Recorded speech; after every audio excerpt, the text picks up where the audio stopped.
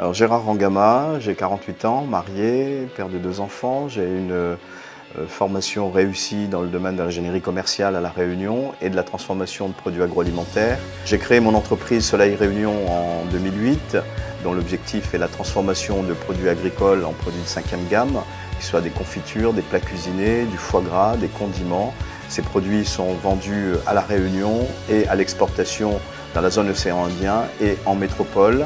Nous avons un volume qui a été multiplié par 3 depuis la création de mon entreprise.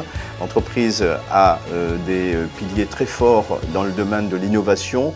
Nous avons été reconnus et lauréats dans plusieurs concours où nos produits ont été primés. Soleil Réunion est également une entreprise d'exportation. Nous travaillons depuis quelques années sur l'Europe, dans les grands salons et dans l'océan Indien. Et notre objectif, c'est d'à moyen terme de faire passer notre chiffre d'affaires à 50% à l'export. Et enfin, Soleil Réunion est également appuie sur un volet essentiel pour la Réunion. C'est l'insertion des jeunes sur un parcours d'insertion où nous accueillons des jeunes pour leur apprendre à lire et à écrire, les accompagner, les ramener à un niveau élevé au niveau professionnel. Et je dirais que mon entreprise, depuis que je l'ai créée en 2008, nous avons un taux de notoriété qui ne cesse de progresser. La dernière étude que nous avons menée avec Ipsos nous indique que nous sommes à 49% de notoriété.